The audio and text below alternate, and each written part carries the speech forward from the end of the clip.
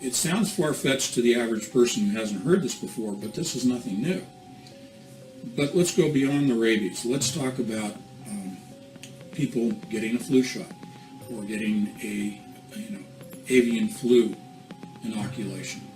There is another very insidious disease, if you will, which is really a man-made disease. It's a biological construct called MERS coronavirus out of the Middle East. It's the Middle East Respiratory Syndrome.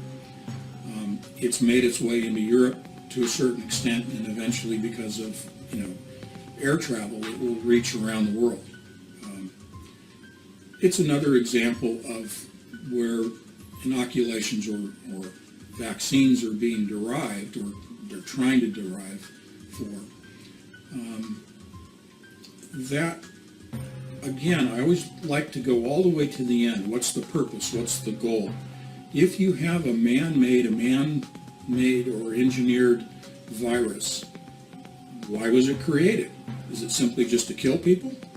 Well, that's one part of it, but if you go further and you go deeper than that, it is to get people to demand a vaccine, a shot, if you will, or a pill.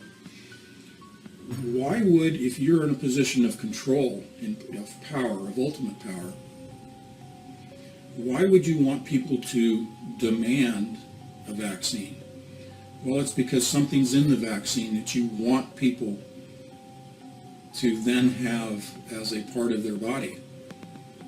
Well, what is in the vaccine that you want everybody to have inside their body? It is a DNA manipulator or modifier. I mentioned earlier third strand DNA. There is already, and you can find this on the internet, in existence, a third strand of DNA constructed of silicon. Again, we go back to the silicon chip in computers. The third strand is made of silicon and is also coated in gold. If you talk about nanotechnology and nano layers, this is extremely thin coating of gold down to a billionth of a millimeter of gold that is coating the silicon from which you are building a third strand of DNA. The purpose of the gold is to increase the surface area around this strand so that more information can be digitally imparted or programmed. You're essentially, what you're doing is you're creating a third strand of DNA. You are transferring that or imparting it into a person's body through a vaccine that person's demanding because they're afraid of contracting MERS coronavirus or avian flu or whatever it may be. And so the government, if you will, or the powers that be sit back and they kind of chuckle when they say, well, we couldn't have forced people to take this vaccine or to take this hidden third strand of DNA. They would rebel against it. But if we create the problem and present the solution, people will demand the solution. Thus we achieve our ultimate goal of having this DNA in every person changed. Well, let's go deeper. What's the goal? What's the purpose? Yeah, you go around and change everybody's DNA. What do they become? They become a hybrid. The insidious part of this is that once a person is injected, almost immediately their DNA undergoes transformation. Almost immediately they lose all awareness of the fact that they've lost their independence, their ability to think on their own, to make decisions on their own, and to affect them on a moral level. Their moral independence, their beliefs, religious, moral, ethical, legal, all of those go away.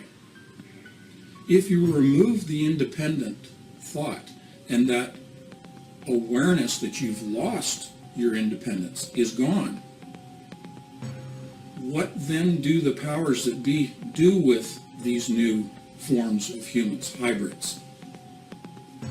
They can control them. They can turn them into a serf class, not S-U-R-F, not surfers, but S-E-R-F, a class of slaves to serve the elite, to serve the Ray Kurzweils of the world who want to achieve immortality, but they need to have labor to manufacture, develop all of the technologies. And they have enough technologies now. The technology, the scientific world, if you will, has reached the level where they don't care about hiding it anymore. Their agenda is so far advanced, both politically, philosophically, their sense of morals, and technologically, that no longer are they worried about you and me as the surf class and the coming surf class. They're not worried about what we think.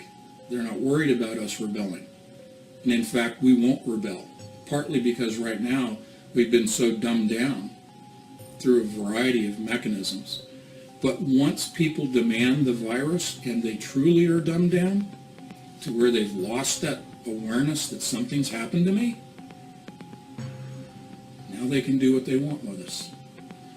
They are achieving what I call the hive mentality, like a beehive. Worker bees, soldier bees, serving the queen. The queen, in my estimation, is this elite class that's in power, and it's not the politicians. Forget the politicians. This has nothing to do with Republicans, Democrats, Tea Party, Libertarians. It has nothing to do with political structure or classes. It has to do with the small group that is in control and has been in control since ancient times.